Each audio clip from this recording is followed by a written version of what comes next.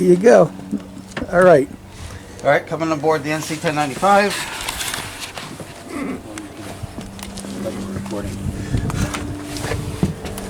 So you got pretty much all of that, right? Yep. Yeah, we'll start in here.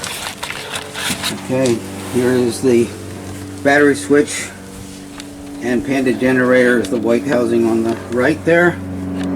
Battery switch is for the generator itself, and towards us is the C-strander for the generator. Okay?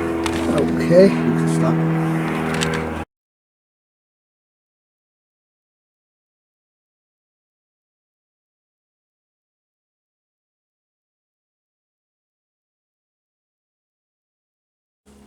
This is the mechanical bilge pump. Of course, the boat already has an electric bilge pump. Coming into the galley.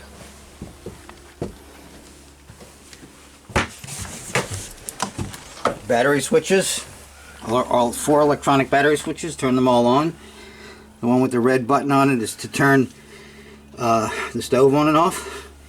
This little key is left out, but it's there so that if you lose power on one side, you can switch power from one side to the other. This yellow one is a circuit breaker for the windlass. Coming up to the helm.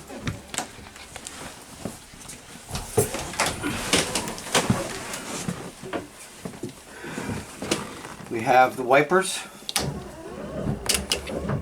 windshield washers, windlass up and down, horn. The lightning bolt is for the electronics, the radios and chart plotter. Head and the sink in the galley. We got 2 bilge pumps. They both are momentaries. You have to hold them on. The nav lights in the up position is both red, green, and anchor light. Middle is off, down is anchor light only, and underwater lights. Coming up here you have the trim tabs. The key has to be on for them to function, and they just are bow down and bow up. The bow and stern thruster, you have to push both on buttons together. You get a light and a click sound, and then we have thruster operation. Up here we have the water tank is full. The chart plotter. This is now, of course, on chart plot. If we go back to home on here, we can select sonar if we want. We can pick sonar and chart. We can pick sonar and radar, but we'll come back to that.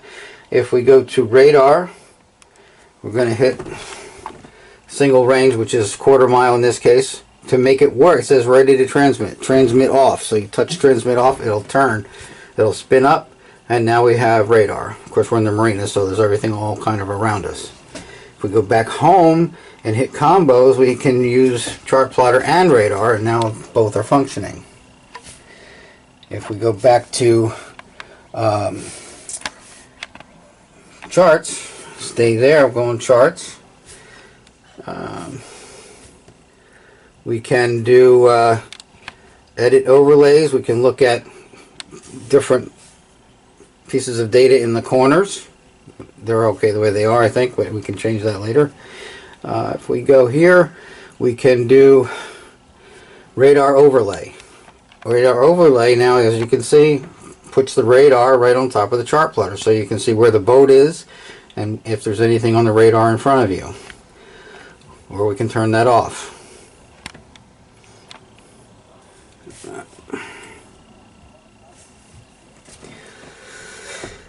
And we're back to the chart plotter. You have all your hard markers here. All your depths are mean low water, and you can pinch and move around, or you can do plus and minus for your navigation. And then if you do move around and you're just looking around at things and you want to go back to where you were, hit stop panning and you're right back to where you were. Coming over to the Yamaha gauge, the flashing orange is there because the engines aren't running and the engines are all the way up. So what we're going to do to get underway is we're going to put the engines all the way down. Now you can see them going down. The blue bars are the trim cycle, not the tilt cycle. In other words, they're all the way down at the bottom. So now they're all the way down. You can see our fuel coming down to the key switch. Make sure your lanyard is on, your key is on, and then you can push the buttons and it starts up. And then we have the RPM, fuel coming up to the radio. You just turn it on. You can set it up for Bluetooth. That's on FM. You can play it off your phone like Pandora or something like that. At the control, we've got up and down. That's all the way up and all the way down. You use it for trim and for tilting all the way up. Once the engines are running, you don't have to push any buttons. It just goes in and out of gear.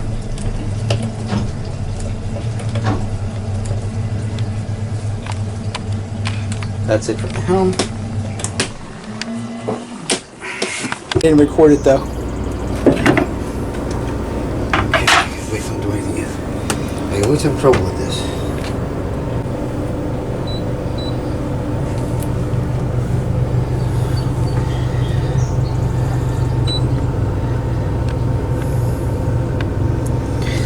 Okay, go. Ready? Yep. Okay, this is the cooktop. To turn it on, you put your finger on this circle next to the on-off switch until you hear it click and the light goes on. Then to turn this burner on, same thing there, light goes on. As you hit the plus, you get more or less heat. On both burners, same thing. And then to turn it off, just turn it on there, the light will go off as it cools. The sink right next to it is very simple, just like a house. Hot on this side, cold on this side. The microwave is the same. I'm not going to turn it on right now. You can see it has power, but it works just like the one at home. I want to leave that packed like that so that glass can't get broken transport. Refrigerator. There's two refrigerators, one in the port aft cabin and one here. To turn it on, they are 12 volt, but the batteries are maintained by the converter, as I said, with your AC shore power or generator running. You hold that switch in for about 5 seconds or so, it goes on, and then you can adjust the cold as you need to. They both work exactly the same way. To turn it off, push it in until it goes off, and that's it.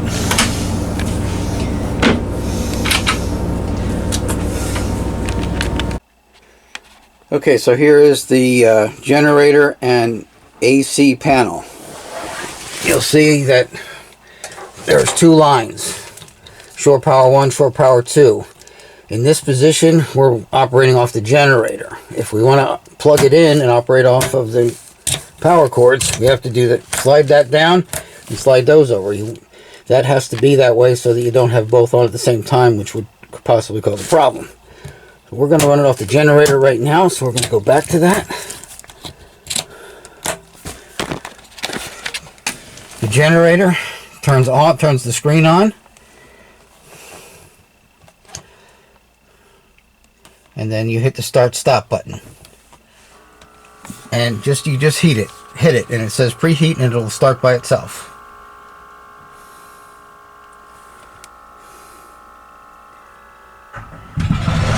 So it says starting, and it's now running. Now in a moment or two, you're going to see voltages here showing you that you have the proper 110, 100 volts AC around there. Now everything that is alternating current on the boat will work. The battery charger, the cooktop, the microwave, all will work. The refrigerator is on 12 volts, but it's maintained by the DC converter. Here's your air conditioner controls. Pretty much like you might have at home. You can power it on or off. I just turned that one off. There's 3 controls. One in the salon, one in the forward cabin, and one in the port aft cabin. Turn it on. It says cool right there. You can set your temperature. It's automatic at that point, and you can run the fan up or down, temperature up or down, and it's to comfort. And of course the heat works the same way. You would hit mode, and it says heat if you need heat. Of course today we don't need that, so we're going to go back to cool. And then notice right here it says dehumidify. This is what you want to leave it on when you're not using the boat. Keeps the boat fresh inside and doesn't get mildewy or musty. And then back to cool. When you see these little panels around the boat, they're just 110 volt outlets, which would require shore power or generator. This is the control for the remote spotlight. It simply goes on, and you can move it up, down, and all around. You want to go out and let me operate it so you can see it? Yep. All right, so hit it to the right. A little more. Good. Up. Down. Left. Stop. You can see here. Okay, ready? Yep. All right, here we have the waste gauge. So when your wastewater is filling, you would watch this gauge. This is a macerator. And then to flush the toilet, you'd use it. Hit that button on the top, it gives you a rinse, and it pushes the water and the waste into the tank. This one just empties the bowl, or rinses the bowl. Does pretty much the same thing, but on separate functions. The manual is right here for the head. I'm going to put it in the cabinet under the sink.